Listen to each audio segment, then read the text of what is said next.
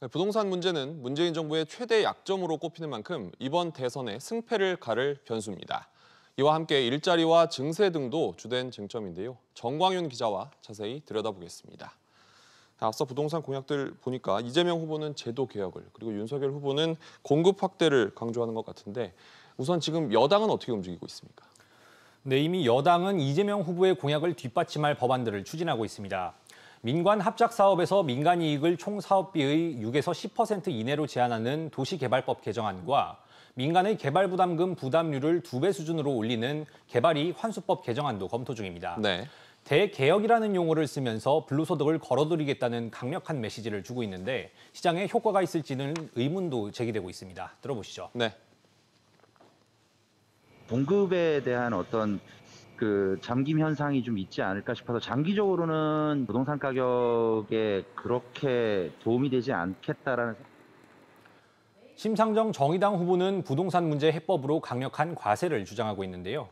필요 이상의 토지를 보유하면 세금을 물리는 토지 초과 이득세라는 개념을 들고 나왔습니다. 여야 대선 후보 모두 공약을 실현할 재원도 문제인데 이건 어떻게 마련할까요? 기본소득 시리즈를 들고 나온 이재명 후보는 국토보유세와 탄소세 신설 등으로 재원을 마련한다는 구상입니다. 크게는 증세 방침이지만 청년층 표심을 의식한 듯 장기 보유 주식에 대한 양도소득세는 혜택을 줘야 한다는 입장이기도 합니다. 네. 윤석열 후보는 증세 대신 경제 상황을 좋게 만들면 자연스럽게 세수가 늘어난다며 세수 증대 방식을 강조하고 있는데요. 재원 대책으로 미비하다는 지적이 나옵니다. 들어보시죠. 네. 당연히 경제가 좋아지면 세수가 증가하죠. 하기 위해서 뭔가가 들어가야 돼요. 인풋이 있어야 아웃풋이 있는 거거든요. 그 인풋을 어떻게 할 거냐에 대한 이야기가 없는 거죠. 윤 후보는 또 종부세 체계를 재검토하는 등 보유세 부담을 낮추고 양도세율도 인하하겠다는 방침입니다. 그런가 하면 안철수 후보는 양도세를 낮추고 보유세를 높여야 한다는 입장입니다.